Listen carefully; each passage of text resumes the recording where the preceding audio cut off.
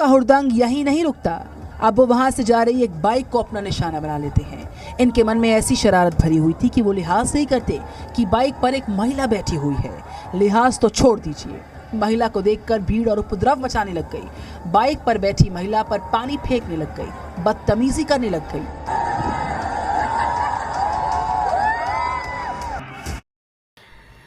राम राम, जय सिया राम।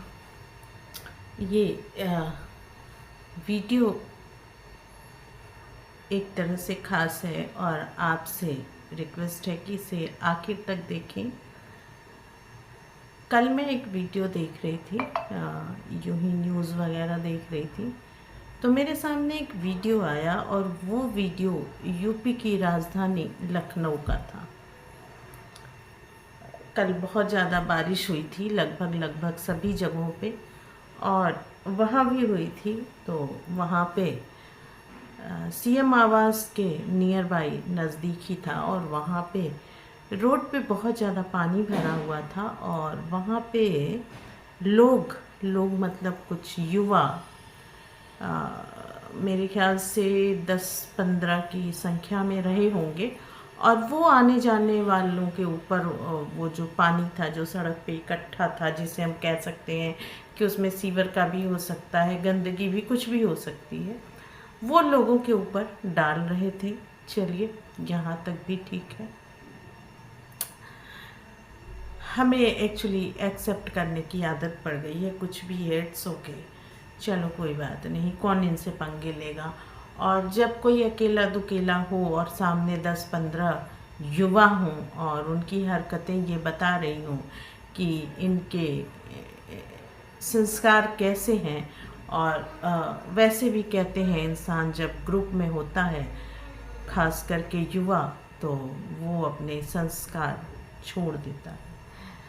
कुछ ऐसा ही नज़ारा वहाँ दिखा जो वीडियो में दिखाया गया कि एक बाइक पे पीछे एक फीमेल बैठी हुई थी, लेडी बैठी हुई थी, और ये लोग एकदम करीब से दोनों साइड से पानी डाल रहे थे। आप समझ सकते हैं कि अगर आप पानी ऐसे डालेंगे तो बहुत तेज़ी से आपके ऊपर आता है। और वहाँ पे चालक ने किसी तरह से, जो बाइक चला रहा था, उसने किसी तरह से कंट्रोल करा और काफ़ी दूर तक के लोग इसी तरह से पानी डालते रहे, हुड़दंग मचाते रहे, और वो महिला के ऊपर भी पानी पड़ता रहा। और फिर वो उतरने के लिए या जो भी उसने कोशिश करी हो, वो बैलेंस नहीं बना पाई और वो वहीं पे गिर गई। तो मेरे मन में यही बात आई कि हम कहाँ जा रहे हैं, हमारे संस्कार कहाँ जा रहे हैं। शिक्षा व्यवस्था तो लगभग ध्वस्त हो चुकी है, लेकिन क्या संस्कार भी ख़त्म हो चुके हैं? तो मैं इस सवाल पे बहुत डीप थिंकिंग मैं कर रही थी। हालांकि आजकल इस तरह के घटनाएं जिसमें महिलाओं की रिस्पेक्ट नहीं है, महिलाओं को एक तरह से प्रताड़ित करना सार्वजनिक जगह पे, और उनकी तरफ से किसी का ना आना सबसे बड़े दुर्भाग्य की बात है।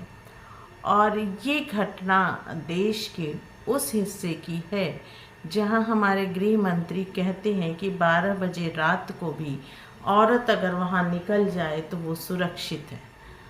और सीएम साहब योगी आदित्यनाथ जी तो सबके आइडियल है ही हैं, अपने बुलडोज़र के बल पे, अपने प्रशासन के बल पे। तो आदित्यनाथ जी का, सीएम साहब का भी यही कहना है कि यूपी में महिलाएं बहुत सुरक्षित हैं। हो सकता है इस घटना के बाद कुछ लोगों ने कहा हो, कहें, कुछ लोग फेवर करें कि भाई बरसात की मस्ती थी, बच्चे थे, उन्होंने ऐसा क्या किया, उन्होंने ना तो रेप किया ना कुछ किया। लेकिन क्या प्रताड़ना, छेड़खानी में नहीं है? क्या आप छेड़खानी को प्रताड़ना की कैटेगरी में नहीं रखते हैं? अगर नहीं रखते हैं तो फिर इसे सार्वजनिक करिए, ताकि जो छेड़खानी से मस्ती करते हैं, जो छेड़खानी से एक सुख का अनुभव करते हैं, वो खुल के अनुभव करें। क्योंकि आपके हिसाब से जो कहने, सो कॉल्ड जो ये बात कहेंगे जो इस फेवर में कहेंगे। देखिए, रेप के केसेस बहुत सारे हुए हैं इस प्रशासन में। आपको याद होगा तो BHU बनारस हिंदू यूनिवर्सिटी, वहाँ एक ट्रेनी डॉक्टर के साथ जो गैंगरेप हुआ, और जिन्होंने रेप किया वो भाजपा के लोग थे, भाजपा के मीडिया प्रभारी थे, IT सेल के।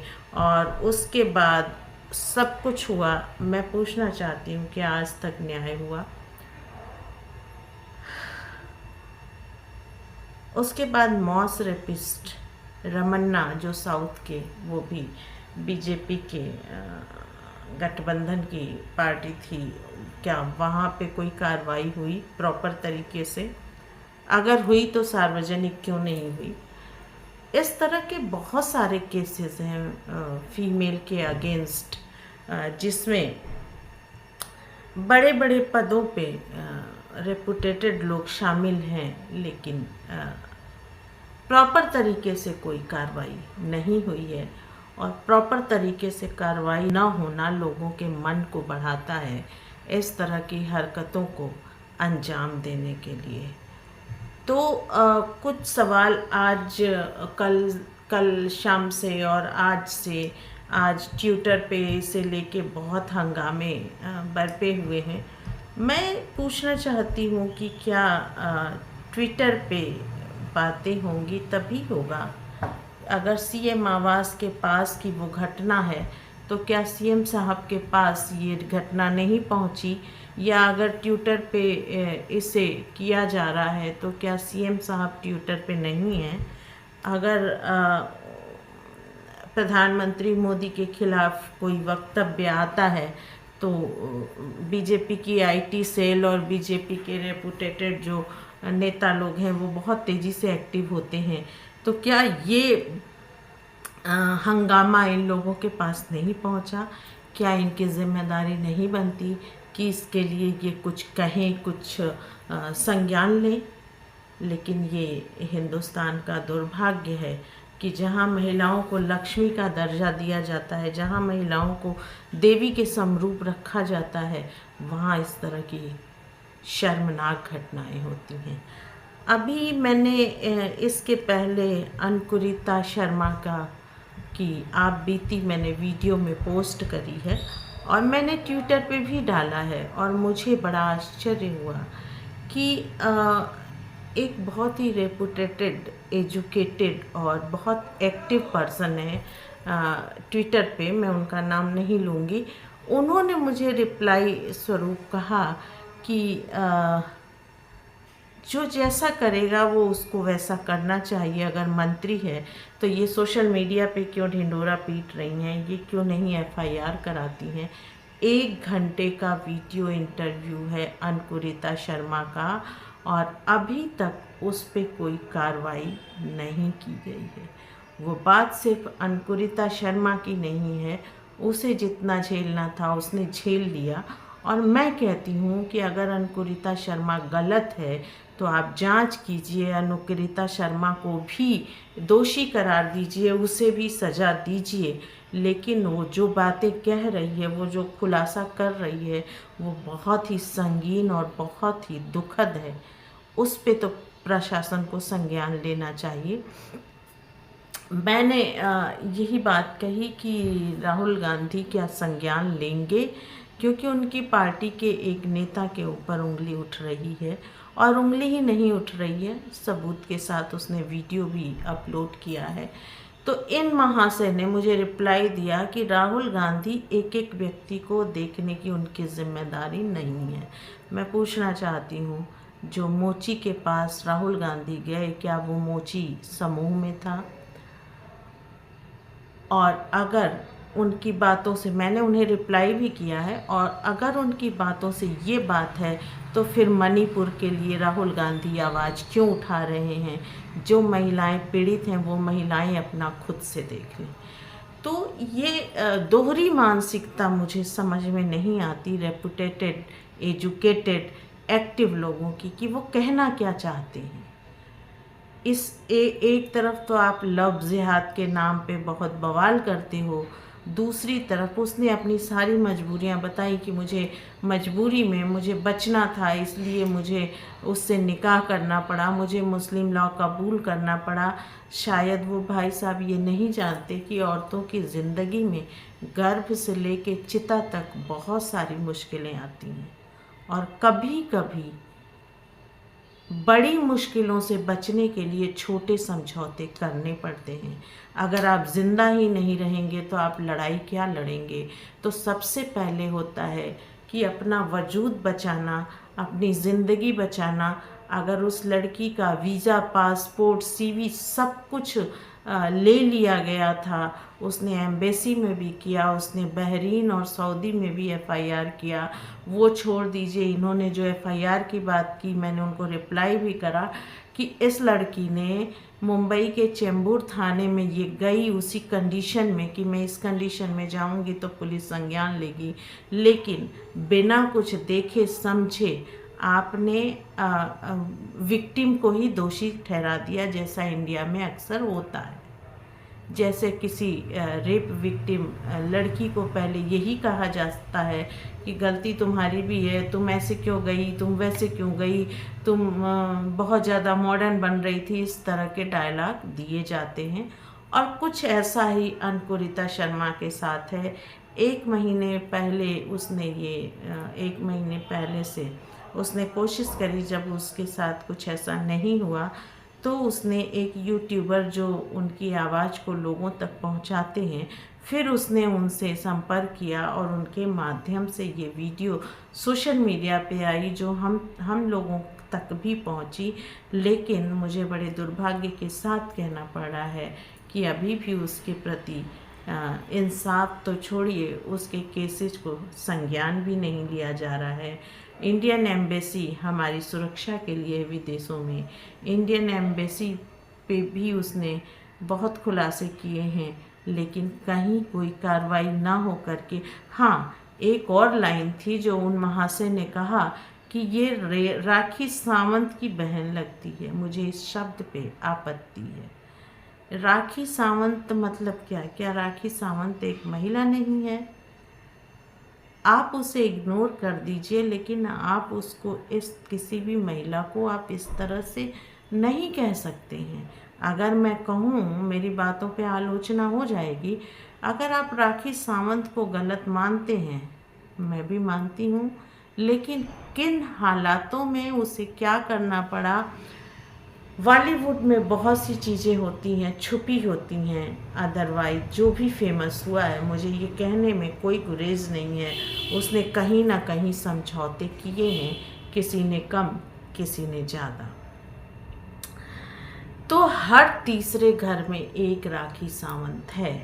आप किस किस राखी सावंत पे उंगली उठाएंगे, मुझे ज़रा ये बताएं। दूसरी चीज़ है कि अंकुरिता शर्मा की बात मैं करूं तो 1 घंटे के इंटरव्यू में उसने सारी चीज़ें खोल के कही हैं।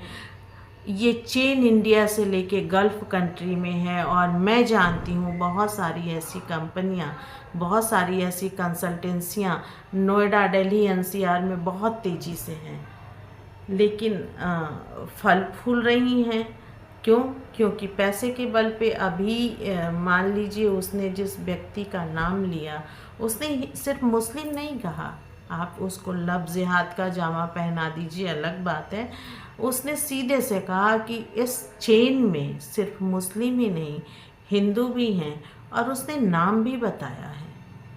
उसके बावजूद आप उसे लफ्ज़ जिहाद का जामा पहना करके इग्नोर करना चाहते हो। चलो ठीक है, अंकुरिता शर्मा अपनी लड़ाई लड़ रही है, और मुझे लगता है कि वो समय लगेगा पर वो अपनी लड़ाई लड़ेगी, क्योंकि अब उसके पास खोने के लिए कुछ नहीं है, और उसने जो खोया है वो बहुत बहुत बहुत कुछ खोया है। इसे सिर्फ वही महसूस कर सकती है। मैंने उसका इंटरव्यू देखा, मेरे रोंगटे खड़े हो गए, और कहने वालों ने ऐसे ही लफ्ज़ जिहाद कह दिया। एनीवे, अभी मैं बात कर रही थी लखनऊ की घटना, और लखनऊ की घटना पे इन लोगों का क्या कहना है। शायद ये कहें कि बारिश में निकलना ही नहीं चाहिए था। तो मैं आपको बता दूं कि बारिश किसी को पता नहीं होती, और आज मैक्सिमम फीमेल वर्किंग हैं, तो अगर सुबह आसमान में, दोपहर को आसमान में बादल दिखा तो क्या उन्हें ऑफिस से छुट्टी मिल जाएगी? मैं ये सवाल पूछती हूँ। दूसरी बात ये है कि अगर वो ऑफिस में है और पानी भर चुका है तो क्या वो घर नहीं जाएगी? पता नहीं बारिश कब रुके, तो क्या वो आधी रात को घर जाएगी? आप उसे छोड़ेंगे? आप उसकी सुरक्षा की बात करेंगे? दूसरी चीज़ है कि हमेशा कहा जाता है कि किसी को साथ लेके जाना चाहिए था। अगर आपको याद हो, निर्भया कांड में निर्भया के साथ भी एक मेल व्यक्ति था और इनके साथ भी जो बाइक पे बैठी हुई थी वो मेल व्यक्ति था। तो इस तरह की अश्लीलता, छेड़खानी, दरिंदगी, मन बढ़ ये हरकतें करने वाले व्यक्ति को कोई फ़र्क नहीं पड़ता। और अगर 10-15 लोगों के बीच में एक पुरुष भी है तो वो अकेला पुरुष क्या कर लेगा? लेकिन मेरा सवाल जस का तस है कि इन हरकतों की इलाज क्या है? आप कहते हैं मुगलों ने हमारी औरतों के साथ ज्यादतियाँ की, इसलिए घूंघट और बाल विवाह आया। आज न मुगल हैं, आज न अंग्रेज हैं, अपने ही देश के लोग हैं, अपने ही भाई पड़ोसी हैं, फिर भी वो इस तरह की हरकतें करते हैं। अब आप अपना दोष किस पे मढ़ेंगे? मेरा सवाल बस यही है, एक महिला होने के नाते, एक जागरूक महिला होने के नाते, एक संवेदनशील महिला होने के नाते, जुमलों से देश नहीं चलता, जुमलों से औरतों की सुरक्षा नहीं होती। वो किसी और के घर की बेटी है इसलिए आप शांत हैं, लेकिन एक शेर है ना कि अगर आग लगेगी तो आप भी उसकी जद में आओगे, और जब आप उसकी जद में आओगे तो फिर आप रोओगे, बिलबिलाओगे, क्या करोगे? आपको अभी हाल की घटना याद होगी, अकबरपुर में दूसरों के घर जल रहे थे तो अकबरपुर वाले बड़े खुश थे कि हम तो सुरक्षित हैं, और उनकी खुशी काफूर हो गई जब अकबरपुर में भी उनके घर गिराए जाने लगे। तो संज्ञान लें, देश की हवा दूषित हो चुकी है, लोगों की मेंटालिटी बहुत कुंठित हो चुकी है। सोशल मीडिया का इसमें बहुत बड़ा हाथ है। अभी आप अगर सोशल मीडिया पे कोई भी वीडियो देखें, बीच में शॉर्ट्स बहुत तेज़ी से फैल रहे थे जिसमें सारी हदें पार थीं, और अब YouTube ने जो लाइव स्ट्रीम शुरू किया है वो वहाँ से शिफ्ट होके लाइव स्ट्रीम में आ गई हैं। तो अगर इस तरह की चीज़ें आप देखते हैं तो रिपोर्ट ज़रूर करें। मैं ये कह रही हूँ, लेकिन मैं ये जानती हूँ कि 85 से 90% लोग अश्लीलता देखना पसंद करते हैं। अगर आप किसी चीज़ की डिमांड, कोई चीज़ नहीं देखेंगे, कोई चीज़ नहीं खरीदेंगे तो वो मार्केट में नहीं आएगा। सप्लाई डिमांड पे डिपेंड है। आप उसे सफल बना रहे हो, आप वहाँ पे लाखों में व्यूज़ दे रहे हो 5 मिनट के अंदर, तो YouTube या उस चीज़ को करने वाला व्यक्ति क्यों बंद करेगा? सुधार की ज़रूरत हमें है। शिक्षा व्यवस्था ध्वस्त हो चुकी है। ये एक प्रोपेगेंडा है। आने वाली पीढ़ियों को अश्लीलता और नशे का शिकार करके, शिक्षा व्यवस्था ध्वस्त करके, प्रशासन जो चाहे, जैसे चाहे वैसे शासन करे। आज के लिए इतना ही। फिर से वही सवाल छोड़े जा रही हूँ, महिलाओं की सुरक्षा कहाँ है? संस्कार कहाँ है? शिक्षा कहाँ है? राम राम, जय सिया राम। हमारे चैनल को सपोर्ट करें।